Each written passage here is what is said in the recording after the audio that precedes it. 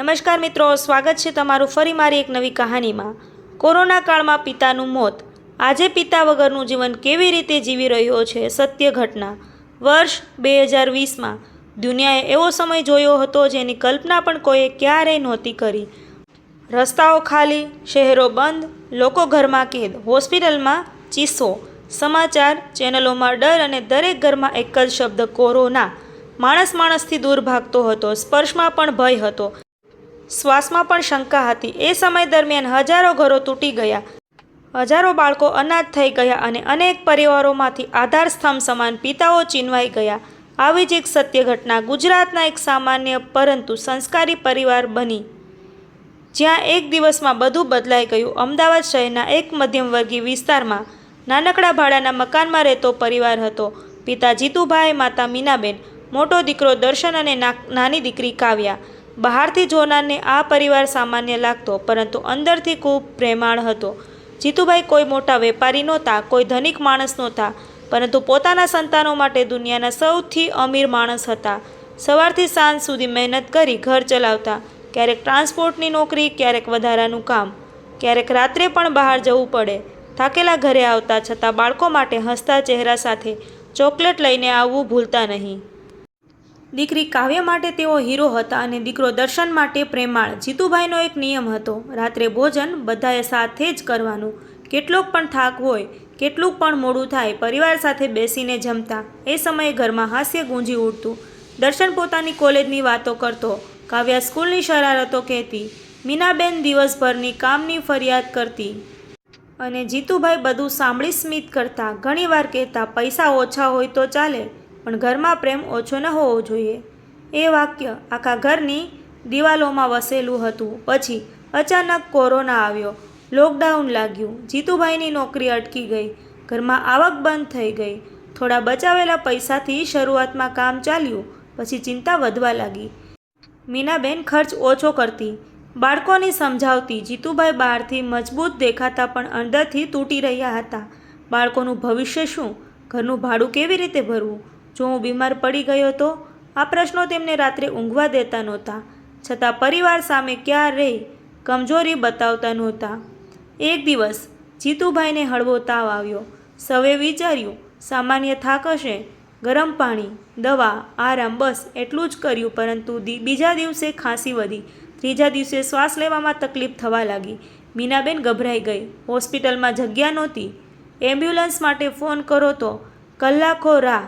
દર્શન પિતાને લઈને એક હોસ્પિટલથી બીજી હોસ્પિટલ દોડ્યો, ક્યાંક બેડ નહીં, ક્યાંય ઓક્સિજન નથી, ક્યાંક નંબર આવવાની રાહ। એ સમય એવો હતો કે માણસ પૈસા લઈને પણ બેડ ખરીદી શકતો નહોતો। આખરે એક સરકારી હોસ્પિટલમાં જગ્યા મળી। જીતુભાઈને અંદર લઈ ગયા, પરિવારને બહાર જ રોકી દીધો। કોરોના સમયમાં સૌથી કઠિન વસ્તુ શું હતી? દર્દીને અંદર મોકલી દેવું અને પછી તેને મળવા પણ ન મળવું। મીનાબેન દરવાજા બહાર ઊભી રડતી હતી, કાવ્યા દૂરથી હાથ હલાવતી હતી। દર્શન પિતાને મજબૂત દેખાડવાનો પ્રયત્ન કરતો હતો, પરંતુ એની આંખો બધું કહી રહી હતી। જીતુભાઈએ અંદર જતા પહેલાં ફક્ત એક જ વાત કહી, ગભરાતા નહીં, હું આવી જઈશ। દિવસો પસાર થવા લાગ્યા। ફોન પર ક્યારેક નર્સ માહિતી આપતી, ઓક્સિજન પર છે, સ્થિતિ સ્થિર છે, ડૉક્ટર દેખરેખમાં છે। પરિવાર દરેક રિંગ પર ધબકારો રોકી દેતો। મીનાબેન દરરોજ ભગવાન પાસે દીવો કરતી, કાવ્યા પિતાની તસવીર સાથે વાતો કરતી, દર્શન ઘરના મોટા માણસની જેમ બધું સંભાળતો, પણ રાત્રે છત પર જઈને એકલો રડી પડતો। એક સાંજે જીતુભાઈનો ફોન આવ્યો, અવાજ નબળો હતો, દર્શન, મમ્મીનું ધ્યાન રાખજે। દર્શન ગભરાઈ ગયો, પપ્પા તમે જલ્દી ઘરે આવશો? આવું કેમ બોલો છો? જીતુભાઈ થોડી ક્ષણ શાંત રહ્યા, પછી બોલ્યા, કાવ્યાને ભણાવજે, એના સપના અટકવા ન દેતા। મીનાબેન ફોન લઈને રડી પડી, તમે કશું નહીં થાય। જીતુભાઈએ ધીમેથી કહ્યું, હિંમત રાખજો, અને કોલ કપાઈ ગયો। એ રાત આખા પરિવાર માટે સૌથી લાંબી હતી। બીજા દિવસે વહેલી સવારે હોસ્પિટલમાંથી ફોન આવ્યો। દર્શનનો હાથ કંપી રહ્યો હતો। ફોન ઉઠાવ્યો, સામેના અવાજે થોડા શબ્દોમાં આખી દુનિયા ખાલી કરી દીધી। અમને દુઃખ સાથે જણાવવું પડે છે, દર્શનના કાનમાં પછી શું બોલાયું એ સંભળાયું જ નહીં। ફોન હાથમાંથી સરકી ગયો। મીનાબેન દોડી આવી, શું થયું? બોલ ને દર્શન। બોલી શક્યો નહીં, ફક્ત દિવાલ પકડીને બેસી ગયો। એની આંખોમાંથી આંસુઓ વહેવા લાગ્યા. કાવ્યા સમજી ગઈ અને ઘરમાં એવી ચીસ ગુંજી કે પડોશીઓ દોડી આવ્યા. કોરોના સમયમાં મોતનો સૌથી મોટો દુઃખ એ હતો કે માણસને અંતિમ વખત સ્પર્શ પણ કરી શકાતો નહોતો. જીતુભાઈનું પાર્થિવ શરીર સીધું નિયમો હેઠળ અંતિમ વિધિ માટે લઈ જવાયું. પરિવાર દૂરથી જ જોઈ શક્યો. મીનાબેન જમીન પર પડીને રડતી હતી. એકવાર ચહેરો તો દેખાડો, પરંતુ સમય, નિયમ અને પરિસ્થિતિ નિર્દય હતા. દર્શનને પહેલીવાર સમજાયું કે માણસ એક દિવસમાં બાળકથી મોટો થઈ જાય છે. ઘર પાછું આવ્યું, પરંતુ જીતુભાઈ વગર. જે ખુરશી પર તેઓ બેસતા એ ખાલી હતી. જે કપમાં ચા પીતા એ જળવાઈ રહ્યો. દિવાલ પર લટકતી તેમની શર્ટમાંથી હજી સુગંધ આવતી. કાવ્યા રોજ દરવાજા તરફ જોતી કે કદાચ પપ્પા આવી જશે. મીનાબેન રાત્રે ઊંઘમાંથી જાગી જતી અને બોલતી, જીતુભાઈ, પાણી પી લો. પછી યાદ આવતું કે હવે કોઈ જવાબ નહીં આવે. દર્શન માટે હવે જીવન બદલાઈ ગયું હતું. ઘરનું ભાડું, મમ્મીનું દુઃખ, બહેનનું ભવિષ્ય, પોતાની જવાબદારીઓ, બધું એક સાથે માથે આવી પડ્યું.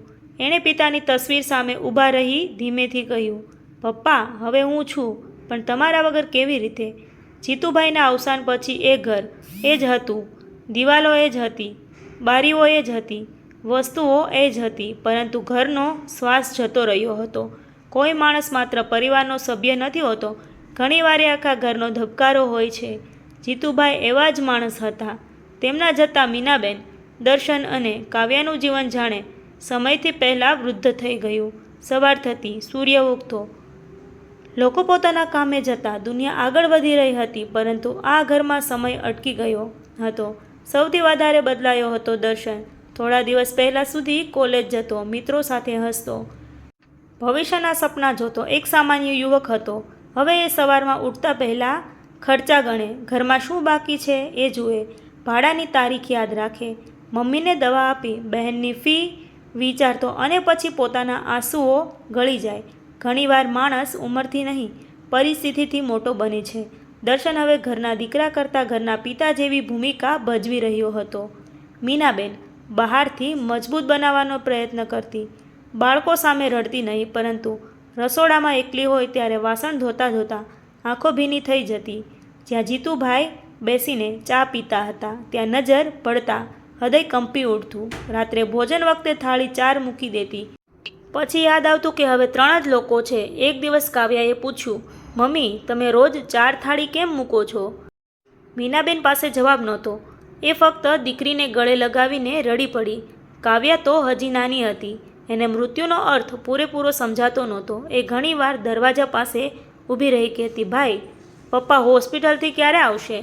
દર્શન હસવાનું નાટક કરીને કહેતો, પપ્પા ભગવાન પાસે કામે ગયા છે.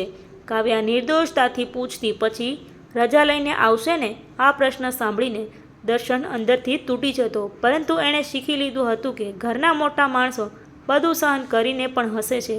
પૈસાની તંગી હવે ખરેખર સામે ઊભી હતી. બચત પૂરી થવા આવી. જીતુભાઈની નોકરી પણ હવે સમાપ્ત. દર્શને કોલેજ સાથે નોકરી શોધવાની શરૂઆત કરી.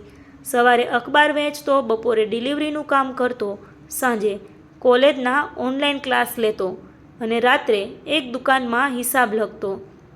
શરીર થાકી જતું, પણ પિતાનો ચહેરો યાદ આવતા ફરી ઊભો થઈ જતો. એ વિચારે, પપ્પા એકલા કેટલું સહન કરતા હશે. આજે સમજાય છે. એક દિવસ ભાડુઆત માલિક ઘરે આવ્યો. 3 મહિનાનું ભાડું બાકી છે, ક્યારે આપશો?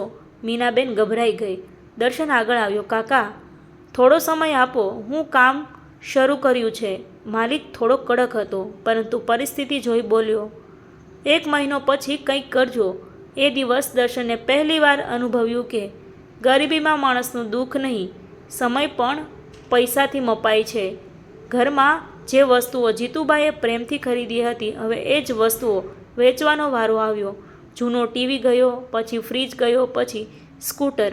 મીનાબેન રડતા બોલી, આ સ્કૂટર તો તારા પપ્પાની જાન હતું. દર્શને ધીમેથી કહ્યું, મમ્મી, વસ્તુઓ પાછી આવી જશે, પરંતુ હિંમત નહીં તૂટવી જોઈએ. મીનાબેન દીકરાને જોતી રહી. એને લાગ્યું કે જીતુભાઈનો અંશ હજી આ ઘરમાં જીવતો છે. સમય પસાર થતો ગયો. કોરોના ધીમે ધીમે ઓછો થવા લાગ્યો. શહેર ફરી ખુલવા લાગ્યું. લોકો ફરી બહાર જવા નીકળવા લાગ્યા, પરંતુ કેટલાક ઘરો ક્યારેક પહેલાં જેવા ન બન્યા. આ ઘર પણ એમાંનું એક હતું. દર્શને નક્કી કર્યું કે ફક્ત નાના કામથી નહીં ચાલે, એને સારી નોકરી મેળવવી જ પડશે. એણે અભ્યાસ પર વધુ ધ્યાન આપ્યું. રાત્રે મોડે સુધી તૈયારી કરતો. થાકે ત્યારે પિતાની તસવીર સામે બેસી વાતો કરતો. પપ્પા, તમે હોત તો મને માર્ગ બતાવત. હવે અંદાજથી ચાલુ છું. 1 વર્ષ પછી દર્શને એક સારી કંપનીમાં નોકરી મળી. પગાર બહુ મોટો નહોતો, પરંતુ ઘર માટે આશાનો દરવાજો હતો. એ દિવસે મીનાબેન મંદિર ગઈ. દીવો કરી બોલી, ભગવાન, તું પતિ લઈ ગયો પણ દીકરામાં તાકાત આપી. કાવ્યા ખુશીઓમાં ભાઈ માટે કાર્ડ બનાવી લાવી. તેમાં લખ્યું હતું, મારા ભાઈ બેસ્ટ પપ્પા છે. આ વાંચીને દર્શનના આંસુ છલકાઈ ગયા. ધીમે ધીમે ઘર સંભળાયું. ભાડું સમયસર ભરાવા લાગ્યું. કાવ્યાની ફી ભરાઈ. મીનાબેનને દવા મળી. રસોડામાં ફરી સુગંધ આવવા લાગી. પણ ખાલી જગ્યા તો ખાલી જ રહી. તહેવારો આવે ત્યારે સૌથી વધુ દુઃખ થતું.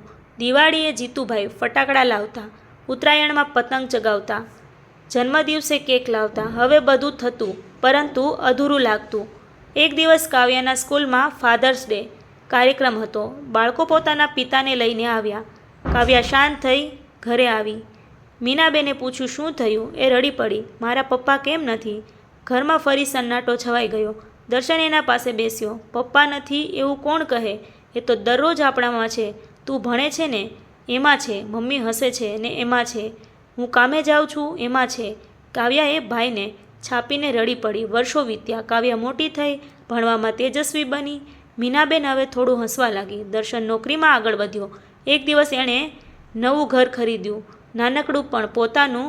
ગૃહપ્રવેશના દિવસે એણે સૌ પ્રથમ પિતાની તસવીર અંદર મૂકી. દીવો કર્યો અને બોલ્યો, પપ્પા, તમે સ્વપ્ન જોયું હતું, મોડું થયું પણ પૂરું કર્યું. મીનાબેને એ દિવસે બહુ રડી. જો જીતુભાઈ હોત તો? દર્શન વચ્ચે જ કહ્યું, હોય છે મમ્મી, ફક્ત દેખાતા નથી. રાત્રે નવા ઘરના આંગણામાં ત્રણે બેસેલા. આકાશમાં ચાંદ હતો, ઠંડી હવા હતી. કાવ્યાએ ધીમેથી પૂછ્યું, ભાઈ, પપ્પા અમને જોઈ રહ્યા હશે? દર્શન સ્મિત કરીને બોલ્યો, હા.